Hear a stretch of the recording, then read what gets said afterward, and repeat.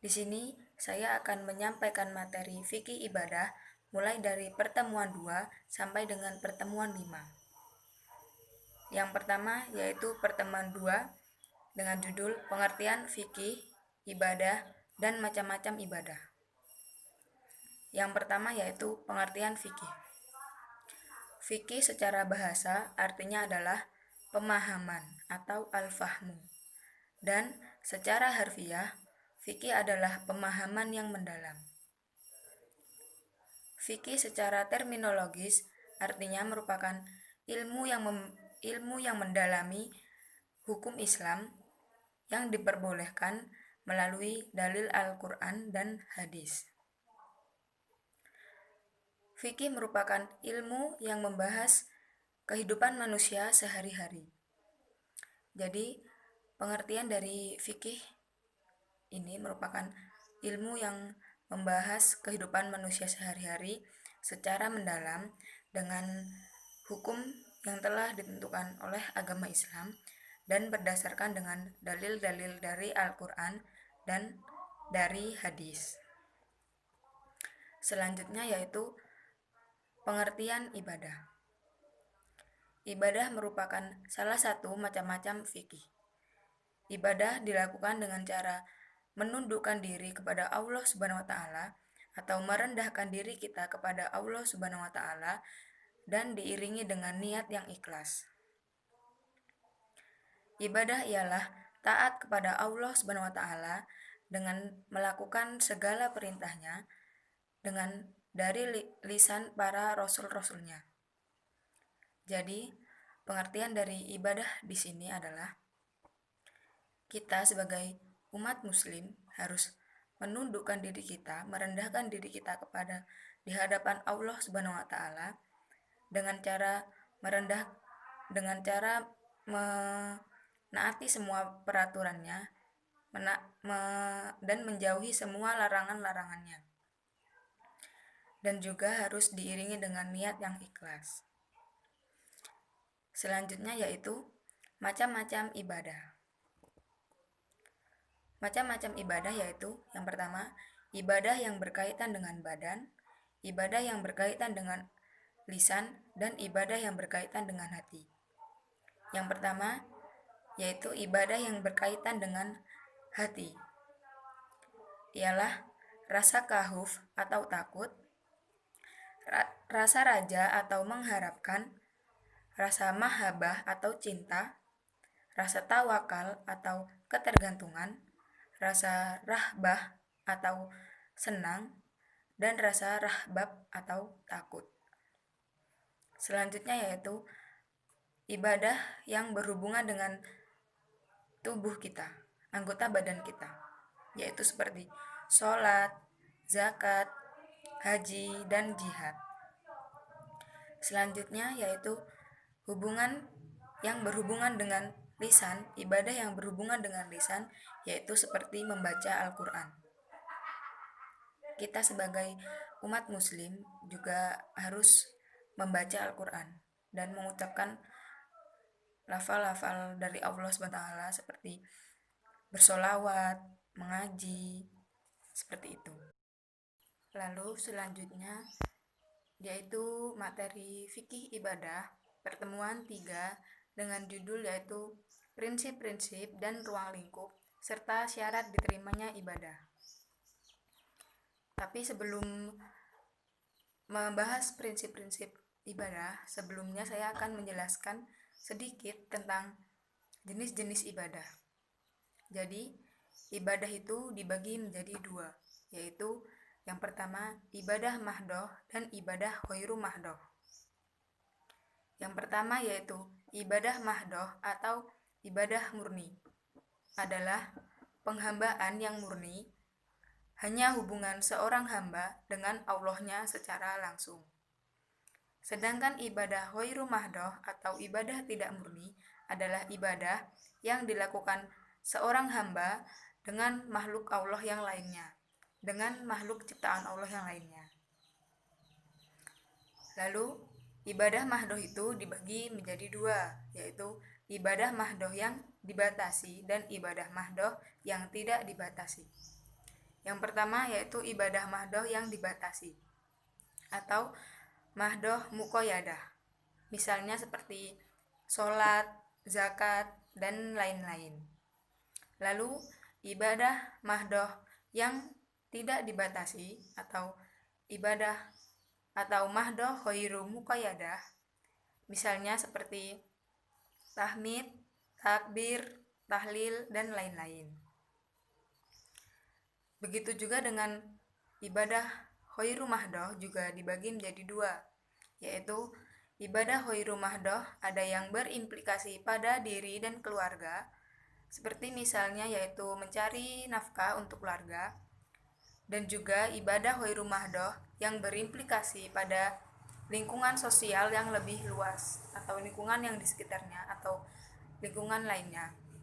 Seperti contohnya yaitu saling tolong menolong, yaitu gotong royong atau yang lain-lainnya lah. Jadi ibadah tadi dibagi menjadi dua, ibadah mahdoh dan ibadah khairu mahdoh. Ibadah mahdoh juga dibagi menjadi dua, yaitu ibadah mahdoh muqayyadah dan mahdoh khairu muqayyadah.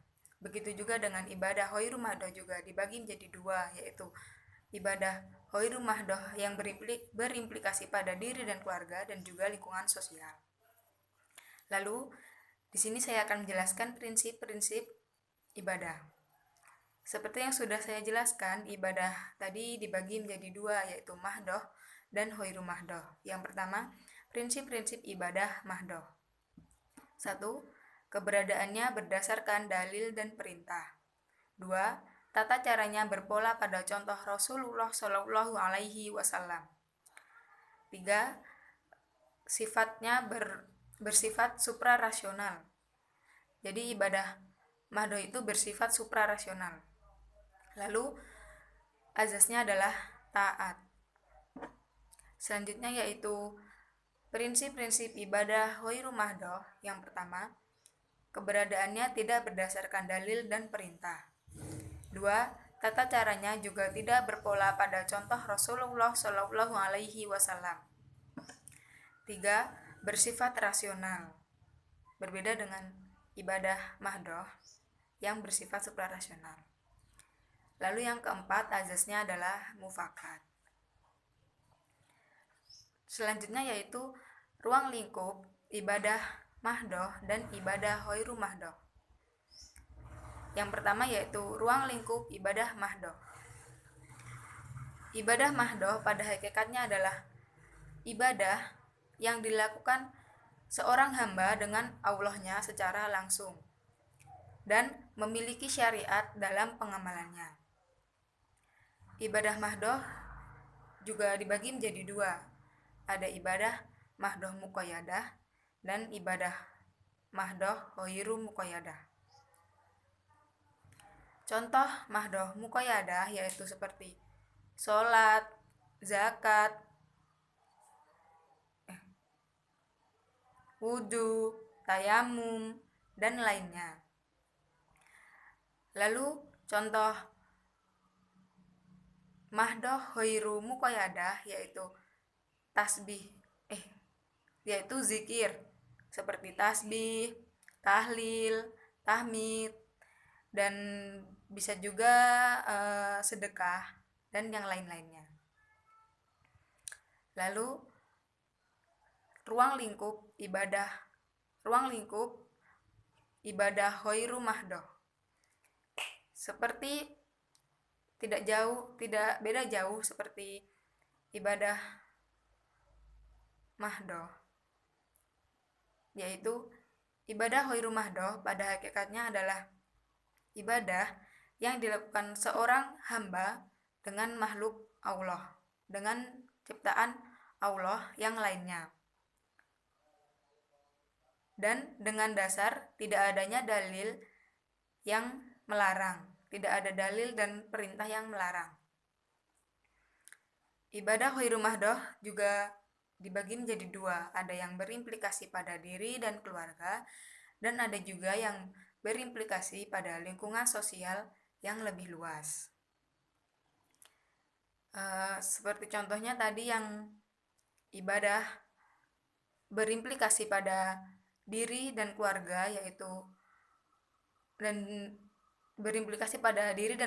dan juga lingkungan sosial.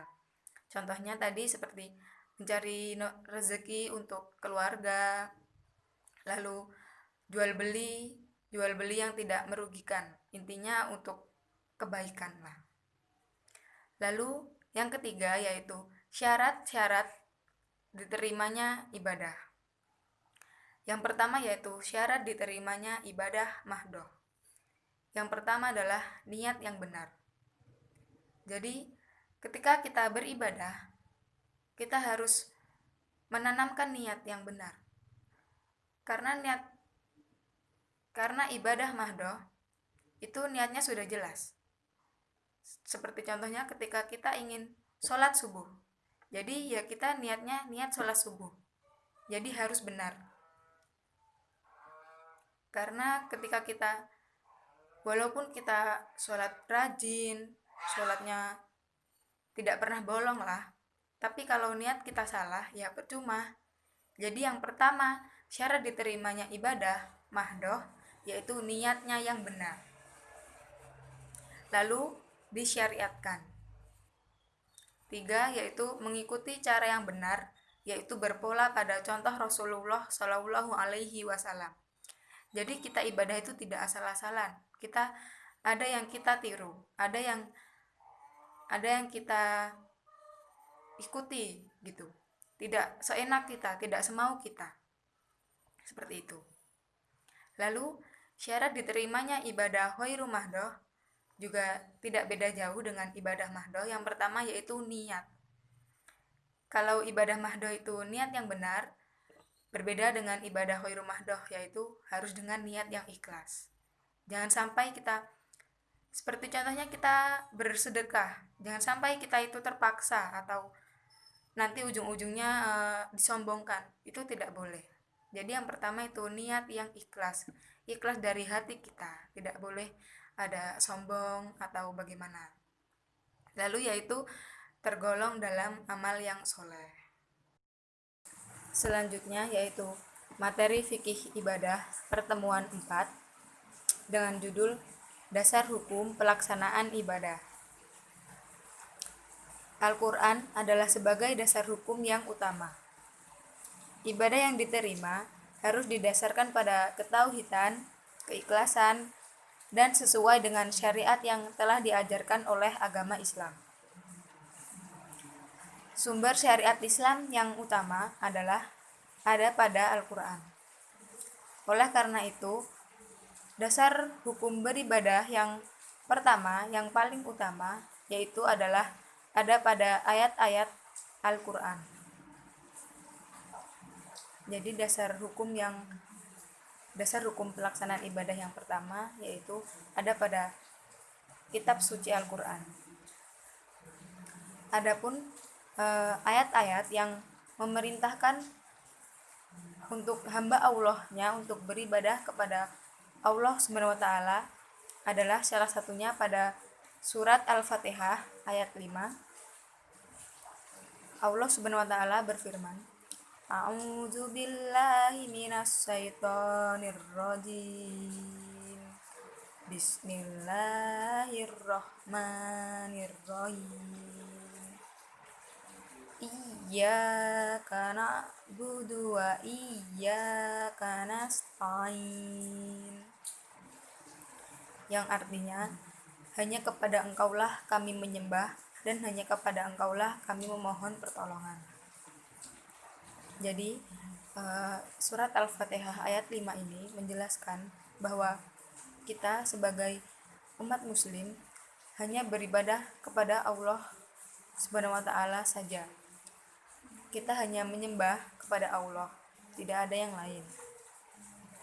Dan juga kita memohon pertolongan juga hanya kepada Allah. Kita memohon rezeki, memohon diberikan kesabaran juga hanya kepada Allah Subhanahu wa taala. Dan seperti yang sudah dijelaskan tadi, dasar hukum pelaksanaan ibadah yaitu ada pada Al-Quran, dan salah satunya yaitu dijelaskan juga dalam surat Al-Fatihah ayat 5, seperti yang telah saya bacakan tadi. Selanjutnya yaitu as-sunnah adalah sebagai dasar hukum pelaksanaan. As-sunnah adalah sebagai dasar hukum yang kedua. Dasar hukum kedua dalam melaksanakan ibadah kepada Allah Subhanahu wa taala adalah pada as-sunnah atau al-hadis. Jadi, kalau pelaksanaan ibadah yang pertama ada pada kitab suci Al-Qur'an, ayat-ayat suci Al-Qur'an. Kalau yang as-sunnah atau yang kedua itu ada pada as-sunnah atau al-hadis, yaitu dasar hukum pelaksanaan yang kedua itu ada pada sunnah atau al-hadis. Adapun hadis yang menjelaskan untuk beribadah kepada Allah Subhanahu wa taala adalah salah satunya yaitu hadis dari Ibnu Mas'ud. Jadi, dasar hukum semua bentuk ibadah kepada Allah Subhanahu wa taala adalah Al-Qur'an dan As-Sunnah atau Al-Hadis. Karena semua sahabat dan para ulamanya serta para ulama dan semua umat Islam telah sepakat bahwa ibadah yang berhubungan langsung dengan Allah Subhanahu wa taala itu harus didasarkan pada nas Al-Qur'an dan nas as-sunnah atau al-hadis. Jadi rangkumannya itu adalah dasar hukum pelaksanaan ibadah yang pertama adalah ada pada Al-Qur'an, kitab suci Al-Qur'an, dan dasar hukum pelaksanaan yang kedua yaitu ada pada as-sunnah atau al-hadis. Selanjutnya yaitu materi fikih ibadah pertemuan 5 yaitu taharah jasmani dan rohani. Yang pertama yaitu pengertian taharah. Taharah menurut bahasa artinya adalah bersuci. Sedangkan menurut istilah, taharah artinya adalah membersihkan diri dari hadas dan najis sesuai dengan tata cara yang telah disyariatkan oleh agama Islam. Taharah merupakan proses pembersihan diri yang merupakan syarat utama dalam pelaksanaan ibadah. Taharah dibagi menjadi dua, yaitu taharah jasmani dan taharah rohani. Taharah jasmani adalah mensucikan diri dari hadas, baik hadas kecil maupun hadas besar, najis, dan segala jenis kotoran. Untuk menghilangkan hadas kecil, yaitu dengan cara melakukan wudhu terlebih dahulu. Sedangkan untuk menghilangkan hadas besar yaitu dengan cara melakukan mandi wajib terlebih dahulu. Lalu yang kedua yaitu taharah rohani. Taharah rohani adalah bersuci dari syirik dan maksiat dengan cara bertauhid dan melakukan kegiatan amal yang soleh. Sebagai seorang muslim, kita harus mensucikan diri kita dari perbuatan syirik dan maksiat seperti dengki, benci, dendam, sombong, dan yang lain-lain. Lalu macam-macam taharah. 1. Tayamum. Tayamum adalah cara yang dilakukan untuk menghilangkan hadas besar atau hadas kecil maupun hadas kecil sebagai pengganti wudhu tanpa menggunakan air karena keadaan yang mendesak. Jadi kita diperbolehkan untuk melakukan tayamum apabila kita sudah mencari air tetapi tetap tidak menemukan, tidak ada air sedikit pun untuk berwudhu. Itu baru kita diperbolehkan untuk melakukan tayamum. Atau karena keadaan sakit yang tidak bisa terkena air sedikit pun, itu juga boleh melakukan tayamum. Lalu yang kedua yaitu berwudhu. Wudhu menurut bahasa artinya adalah bersih. Sedangkan menurut istilah, wudhu artinya adalah membersihkan seluruh anggota tubuh dari hadas kecil.